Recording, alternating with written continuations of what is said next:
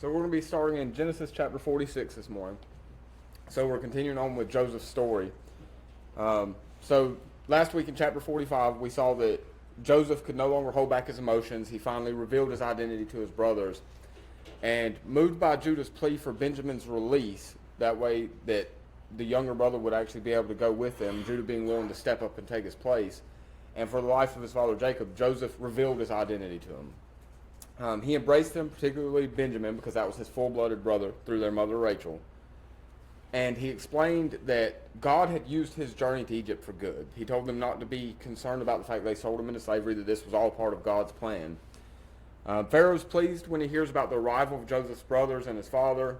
He says that he's going to provide the necessary means to transport the entire family from Canaan to Egypt, and also that he'll give them the best of what Egypt has to offer. He tells them they can leave all their goods behind. They'll be taken care of when they get there to Egypt. So not only will they live comfortably through the famine that's going on, they're going to have a safe, fertile area in which to prosper when they get to Egypt. So that's kind of where we left off. Pharaoh has sent wagons and everything needed to bring all of Joseph's family from Canaan to Egypt. So that's where we're picking up here. So Genesis chapter 46, and this is verse 1. And Israel took his journey with all that he had, and came to Beersheba, and offered sacrifices unto the God of his father Isaac. So one of the things that we need to note here is we're going to see the name Israel and Jacob used interchangeably all throughout this chapter. So don't let that confuse you. It's just Jacob, Israel. We remember God renamed him. We should also notice Beersheba there. We've heard that name several times. Beersheba being the well of the oath. That's a place where this family has communed with God over and over. Now, you got to think about Jacob's up in years. He has his entire family in Canaan, and now they're being told, leave everything behind and come to Egypt. So it's got to be a hard decision to make. So he sets a pretty good example for us here of what we should do when we're facing a difficult decision. He goes and is going to talk with God. He's going to make sacrifices and pray about this journey they've got to take. And he goes back to Beersheba, the well of the oath, the place where the family has communed with God multiple times. Verse 2. And God spake unto Israel in the visions of the night, and said, Jacob, Jacob. And he said, Here I am. Now, one thing I want to note here is in the Hebrew, in verses 1 and 2, the word for God is Elohim. That's what's used in the Hebrew. We'll talk about why that's important in just a minute in the next verse. And here we see Jacob, Jacob. God says it twice. And that's supposed to be symbolic. It's reminding him, because think about it. He doesn't call him Israel. He says Jacob, Jacob, using his old name. He's trying to remind Jacob, Israel, who he was and who he's supposed to be now with God in his life now that he's renamed him. He renamed him to Israel back in chapter 32. So we're 14 chapters past him being renamed here. So God spoke with Jacob through a dream when he was leaving the promised land the first time back in chapter 28, and he's doing the same thing here. They're getting ready to leave the promised land to go to Egypt. God communes with him through a dream. Verse 3. And he said, I am God, the God of thy father. Fear not to go down into Egypt, for I will there make of thee a great nation. So now we talked about how in the first two verses the word for God is Elohim. In this verse where it says I am God, in the Hebrew that is El. Okay, it's a different name for God there. Why is that important? This is the same name that's used for God in all of Jacob's earlier encounters with God. So he's telling him to remember the past, who you were, and how I've been with you this entire time, trying to reassure him. So that's the importance there is he's using the same name in the Hebrew that was used every time Jacob spoke with him earlier in Genesis. So in chapter 26, remember, Isaac was forbidden to go to Egypt. God told him you are not to go to Egypt. And in chapter 15, Abraham was warned against it. He wasn't forbidden, but he was told not to do it. There was a warning there. And Abraham was also told that his descendants would go into a land where they were strangers and would become servants for 400 years. Now, Jacob in Israel he's not a dumb person. This is a family history. He would know these things. So that's why he's afraid to go to Egypt. It's like Isaac was told not to go there. Abraham was warned not to go there, and that if we go there, we'll become servants. So he knows this. But God comes to him and explains to him, don't fear to go to Egypt. I will be with you. The family's going to prosper there. And the covenant that I've made that's been repeated down through the generations will still hold true. That promise was given and repeated to Abraham, to Isaac, and down to Jacob, and it's reaffirmed here. God is saying, all of the things I've promised you are still going to come to pass, and your family will still reign over the promised land. Even though you're leaving it now to go to Egypt, I've not forgotten the promise that I made to you. Verse 4, I will go down with thee into Egypt, and I will also surely bring thee up again, and Joseph shall put his hand upon thine eyes. So God tells Jacob, I'll be present with your family, and this is something that we can still count on. That promise still holds true for all of us. When he said that he would be with his people, that promise never went away. It still applies to us to this day, just like it did to them. And he also tells Jacob that he's going to indeed see Joseph. Joseph is alive. You will see him. But more importantly, look there, he says, I will also surely bring thee up again, saying that the family will come out of Egypt. This shows that the plan for the Exodus that's going to happen in the next book is already in motion. God's plan is already moving long before it's going to happen. And historically, we know that Egypt at that time was a very segregated country. They separated themselves by race, by class. They were very segregated. Well, why would that be important? Think about it. We've seen over and over them being punished for intermingling with the different races and different people because they were supposed to keep the bloodline pure for Christ to come through.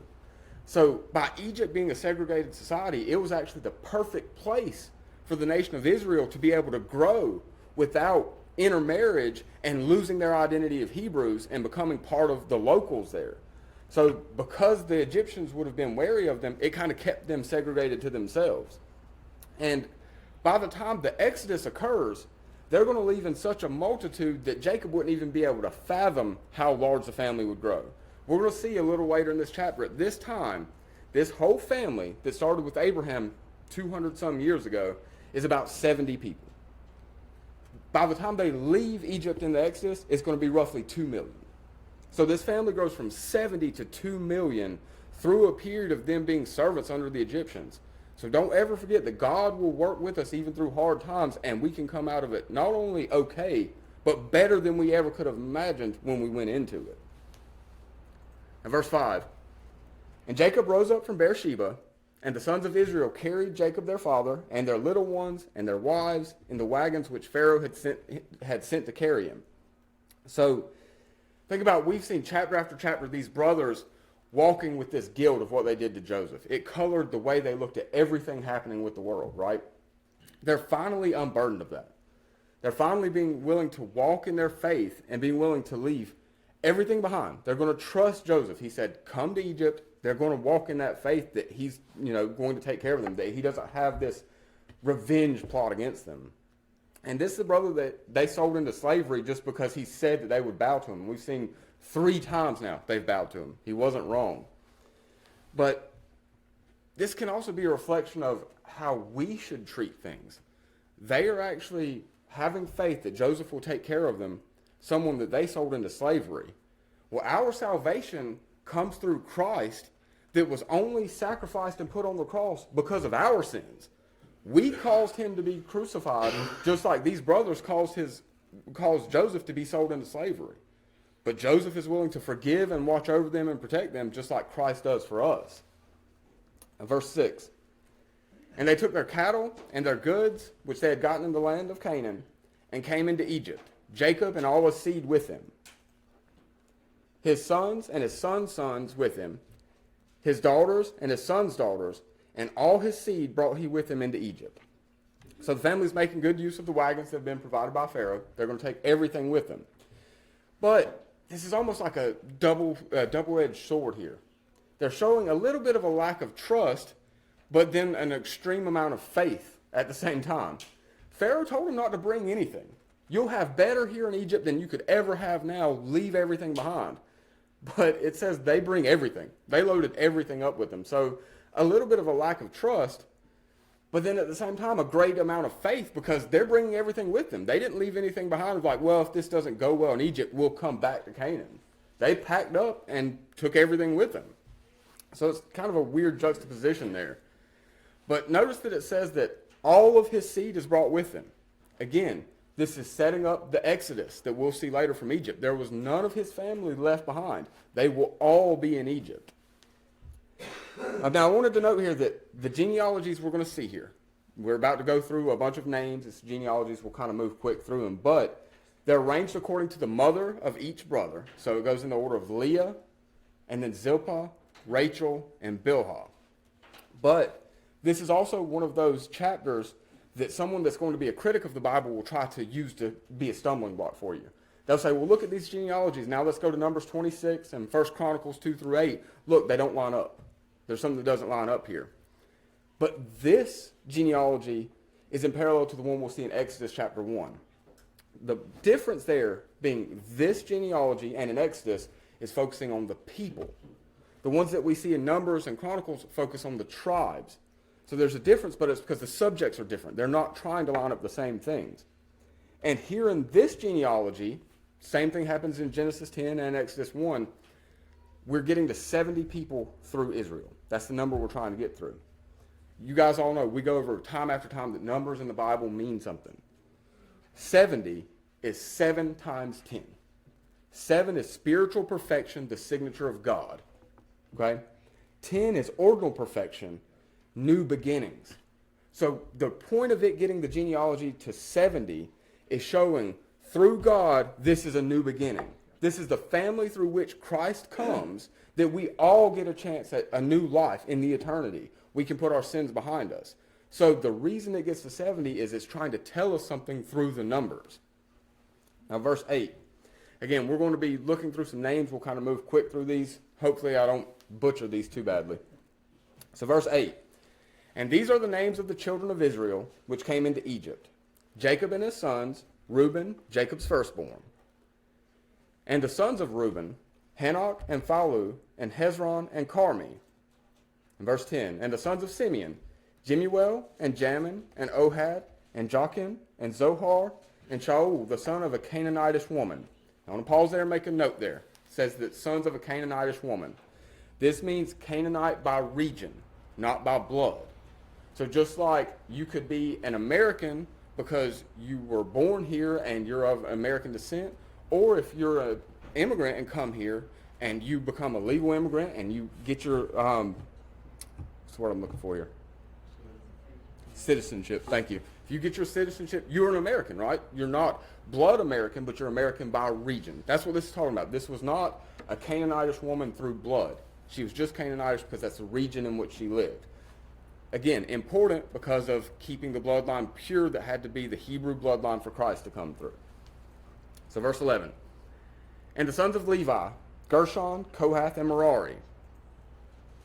And the sons of Judah, Er and Onan, and Shelah, and Pharez, and Zerah. But Er and Onan died in the land of Canaan, so they're not with them, but we named them in the genealogy. And the sons of Pharez were Hezron and Hamul. Now, two of those names should kind of sound familiar to us. So Pharez and Zerah come from Tamar. That was the daughter-in-law that Jacob ended up having relations with after his sons had died when he didn't realize it was her. Zerah was the start of the people of the Red Hand. If you guys remember us going through that, that was the people that were the direct lineage that we could trace all the way to Ireland and Scotland with the sigils that were on their flags and the different coat of arms. Pharez is the direct descendant of Christ. So we always want to circle his name because that is the lineage that we follow down to Jesus. And again, when we went over the people of the Red Hand, that's why I thought that was important, because if we can prove the descendants of Zerah all the way down to people today, then you can also prove his twin brother's lineage and know that if you want to argue over the divinity of Christ, have at it, but you cannot deny he existed. Because we have the bloodlines and the genealogies to show all the way down to Christ historically. So that's why it's important to notice those two names there. So verse 13. And the sons of Issachar, Tola and Phuvah, and Job and Shimron. And the sons of Zebulun, Sarid, and Elon, and Jalil. And these be the sons of Leah, which she bare unto Jacob in Padanaram, with his daughter Dinah.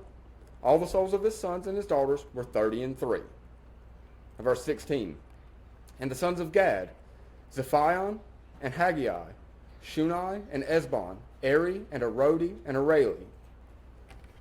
And the sons of Asher, Jimnah, and Ashua, and Asui, and Beriah, and Sarah their sister, and the sons of Beriah, Heber, and Malchiel. Verse 18. These are the sons of Zilpah, whom Laban gave to Leah his daughter. That was the handmaiden given to Leah when they were married. And these she bare unto Jacob, even 16 souls. So verse 19, the sons of Rachel, Jacob's wife, Joseph and Benjamin. They only had two. That was his favorite wife, Rachel, the favorite two sons, Joseph and Benjamin. Verse 20, and unto Joseph in the land of Egypt were born Manasseh and Ephraim, which Asenath, the daughter of Potipharah, priest of On, bare unto him. Now, we keep talking about they had to keep the bloodline pure for Christ. So that could throw a monkey wrench in there, right? We have that Joseph married Asenath while he's in Egypt. Asenath was from a region called Goshen, and she belonged to a group of people called the Hyksos, the shepherd kings, which were of Hebrew descent. So we're going to talk about in a few minutes about the actual Pharaoh that's ruling over this time while Joseph's there. And we're going to see he's actually one of the first foreign rulers of Egypt. And we don't even just have to get that information from the Bible. You can go and look up this Pharaoh and look at all the historical references we have to him and see this was the first Pharaoh over Egypt that had Hebrew descent. This wife of Joseph was from the same group of people from the same region of Egypt called Goshen. So verse 21. And the sons of Benjamin were Bela and Becher and Ashbel, Gera and Naaman, Eha and Rosh, Muppim and Huppim and Ard. These are the sons of Rachel, which were born to Jacob. All the souls were 14. Verse 23. And the sons of Dan, Husham. And the sons of Naphtali, Jazil and Guni and Jezer and Shillem. These are the sons of Bilhah, which Laban gave unto Rachel his daughter, and she bare these unto Jacob. All the souls were 7. So this was the other handmaiden that was given to the other daughter. So verse 26 here. All the souls that came with Jacob into Egypt, which came out of his loins, beside Jacob's sons' wives, all the souls were 66. That means 66. Now we said before it's 70. We'll see that in the next verse. We'll kind of explain what we see here. So the 66 in this verse just applies to those that made the journey to Egypt from Canaan. That's the group that was in Canaan and came to Egypt. We'll see the full genealogy in the next verse. Now the phrase out of his loins is used to show the difference of the numbers that we see in this chapter compared to in Acts chapter 7, it shows 75 instead of 66. But the difference here being the out of his loins, because it includes Jacob and all of his kindred when we go to Acts.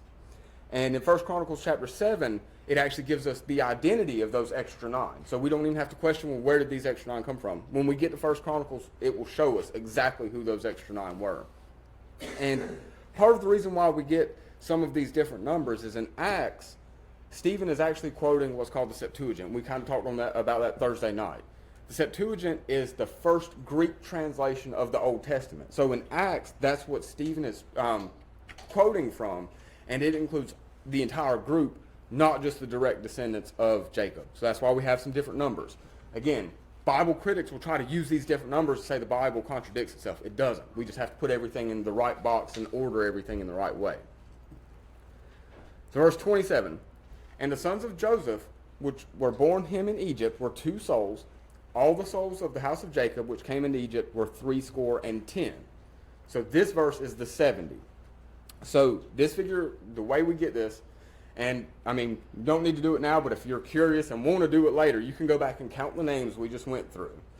When you add those up, and then you add Joseph, his 2 sons, and Jacob, that's the 66 plus 4, we get to the 70 people. That's how we get that number. Now, think all the way back from everything we've gone through here in Genesis. When Abraham and Sarah were just wanting that one child. Remember, they were older. They couldn't have children. God says he's going to bless them, give them just one child. We started with 2 people just trying to have the one child. It's been 215 years, and we're at 70 people. 215 to get to 70. Now, just quick math. So if we're, say, 200 and we got to 70. In another 400 years, if we went at that same rate, we'd expect to be around 210 people, right? 70, 70, 70.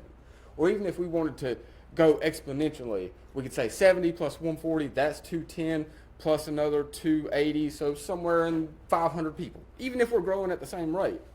But in 430 years, when the family leaves Egypt, it will be 2 million. So we're not even growing at the same rate. When God said, I will bless you, he means it. But now it's on his time. not on the time they wanted it to happen, and in a place they probably didn't want to go, where they were all being treated as slaves and servants. They were treated as lesser than, but went from 70 people to 2 million in a time that really they probably should have gone to 500. So always remember that God will work with us no matter where we're at, and when it's his plan, it's not on our time.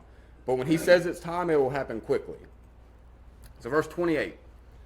And he sent Judah before him unto Joseph, to direct his face unto Goshen, and they came into the land of Goshen. So Goshen is a place that's northeast. It's the northeastern part of the Nile Delta. You can look on maps and see where it would be to this day. It was east of Memphis, not Memphis, Tennessee, Memphis, Egypt. It was east of that area. And it was called the Field of Zoan, Z-O-A-N. And you'll find that in Egyptian inscriptions. So the Field of Zoan is described as an area that had non-Egyptian inhabitants. So Egyptian history says that area of Goshen, that's where all the non-Egyptians live in Egypt. So the Hebrews, the Hyksos, those shepherd kings, Jacob and his family will be put there. That's where all the Hebrews of the area were. So Judah gets sent before the family to get their dwelling prepared. So they're coming into Egypt. It's a larger group. They're probably moving a little bit slower. They say, Judah, you go ahead of us to make sure everything's ready for us. Now, remember, Judah is the direct lineage of Christ. Judah is the bloodline that goes directly down to Christ. And this is foreshadowing exactly what Christ does for us. Okay, Judah goes into Egypt to prepare their place in Egypt, right? Well, what does it say in John 14:2 that Christ does for us? In my Father's house are many mansions. If it were not so, I would have told you. I go to prepare a place for you.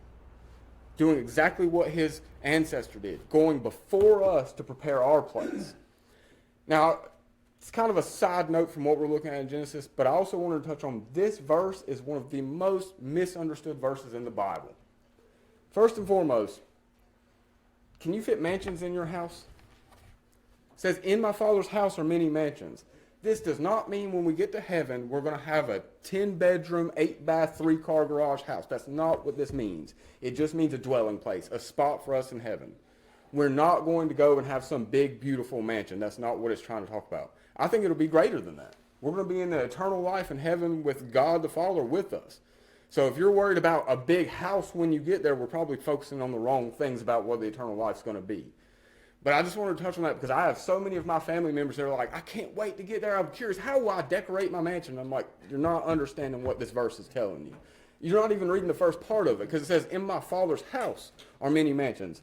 I can't fit a mansion in my house. God's house is probably a lot bigger, but I don't think that's what he means there. So I just wanted to touch on that. But again, the direct example, Judah going before the family to set their place, Christ goes before us to prepare our place. So back to Genesis 46, verse 29. And Joseph made ready his chariot, and went up to meet Israel his father, to Goshen, and presented himself unto him. And he fell on his neck, and wept on his neck a good while. So Joseph finally sees Jacob. It's 22, 23 years at this point. Jacob thought he had been killed. Joseph's been through being a slave, been in prison. Now he's in a pretty good place, but been through some terrible things. It was probably a really emotional, time for them to come back together that way. Now, verse 30, and Israel, Jacob, said unto Joseph, now let me die, since I have seen thy face, because thou art yet alive. Now, I don't think he's literally saying, let me die, kill me. He's saying that my life's complete. My life has been fulfilled. He's explaining this overwhelming joy that he's feeling from seeing Joseph alive and well, his favorite son from his favorite wife that he thought has been dead for over 2 decades. Verse 31. And Joseph said unto his brethren and unto his father's house, I will go up and show Pharaoh, and say unto him, my brethren and my father's house, which were in the land of Canaan, are come unto me. And the men are shepherds, for their trade has been to feed cattle, and they have brought their flocks and their herds and all that they have. So Joseph's saying, I'm the right-hand man of Pharaoh. He's going to want to meet my family when they're here. And when he meets you, he's already going to know that you're shepherds, because I'm going to tell him that. And after promising the best that Egypt has, they're going to give them areas there in Goshen, which is a fertile area, as shepherds that they can use. Now, just like we just saw with Judah being an example of Christ, Joseph is now doing the same thing, being an example of Christ. Think about it. He provided for them during the famine. He gave them all the food and grain and everything they needed to be taken care of during a bad time. And that's just like how Christ provides for us now in the flesh life, which in the grand scheme of things is the bad time compared to the eternal and heaven, right? This is the famine for us. But he still provides, just like Joseph gave them grain. I have a verse here, Matthew chapter 6, verse 25. It says, "Therefore I say unto you, take no thought for your life, what you shall eat or what you shall drink, not yet for your body, what you shall put on. Is not the life more than the meat, and the body the raiment?" So in the Gospel of Matthew, Christ speaking directly saying, don't worry about how you're going to be taken care of in the flesh. I know you need these things. You'll be taken care of. And then Philippians 4:19 says, "But my God shall supply all your need according to his riches and glory by Christ Jesus." You'll be provided for. You'll have everything you need. And then probably one of the most famous verses that everyone knows, Psalms 23:1. "The Lord is my shepherd, I shall not want." We won't need anything. And Joseph provided for them in the famine, like Christ provides for us now in the flesh. But then after the famine, Joseph goes before the family to advocate to them to Pharaoh to ensure their safety and place in the kingdom of Egypt. Christ goes before us to prepare our place in the kingdom of God, doing the same thing, going before us to talk to God to prepare our place. And we have an example of exactly that. Matthew 25:34 says, "Then shall the king say unto them on his right hand, Come, ye blessed of my Father, inherit the kingdom prepared for you from the foundation of the world." Preparing our place in the kingdom. We've just seen two examples of it. The Bible's always trying to prepare us for the end times and what's to come. So all the way back in Genesis, it's still pointing us towards Christ and what he would do for us. And then verse 33. So this is back in Genesis 46, verse 33. "And it shall come to pass when Pharaoh shall call you, and you shall say, What is your occupation? That you shall say, The servant's trade hath been about cattle from our youth, even until now, both we and also our fathers, that you may dwell in the land of Goshen, for every shepherd is an abomination unto the Egyptians. So tell them your shepherds, that way you get put in Goshen." Now we talked about how Egypt is segregated. That's what it's referring to here about the shepherds being an abomination to the Egyptians. So they probably thought that foreign herdsmen were competition for their resources. They had to divide by race, by class, by occupation. So it's just kind of a general disdain for foreigners and for their class, and especially foreigners from Canaan. They called them Asiatics in the Egyptian text, so we see them referenced. But he says here that whenever they speak with Pharaoh, they're going to kind of have this common bond with Pharaoh. You may wonder, well, why, if they're segregated like this, would the Egyptian king have this common ground with them? This is where we get into that historical there, that this is Apepe is his name, Apepi, Apepe, the Pharaoh during Joseph's time. He was one of the Hyksos, the shepherd kings. Again, the first time a foreign ruler had ruled over Egypt. So you have someone that was from those shepherd families ruling over Egypt, where he was kind of looked down upon before he became Pharaoh, welcoming in a shepherd's family. So that's why they would have a common bond there. Now, Jacob and Joseph are finally reunited after over 2 decades here, since Joseph was originally sold into slavery and they lied to Jacob about him being killed. So after spending time with his father, Joseph prepares the family for their audience with Pharaoh, and he tells them what to say to ensure that they're given that fertile pasture land in Goshen in the north of Egypt. So this chapter should just remind us of the importance of trusting in God's guidance, even when it leads us into unfamiliar places, if it takes us into difficult places, if it means that we have to make a change in our life, have faith in God and his plan. Jacob was leaving the land that was promised to his forefathers to go into Egypt. God had promised that this family would have this place, and now he's being told he needs to leave it, to go to a foreign land.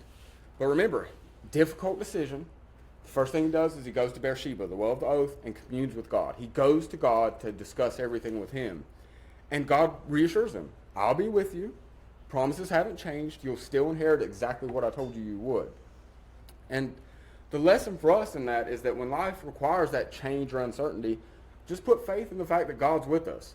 Faith means that we can move forward during that uncertainty with courage, knowing that God's plan will come to pass. We can trust in him even if that means going through a change. And even though our circumstances may change and we may face uncertainty, we can always remember this verse from Hebrews 13:8. Jesus Christ the same yesterday and today and forever. He's never going to leave us. He'll never forsake us. If we'll accept him into our hearts and lives, our lives will be what change. And he will walk with us every single day, meaning yesterday, today, tomorrow, and every day after. He doesn't change. He will be with us.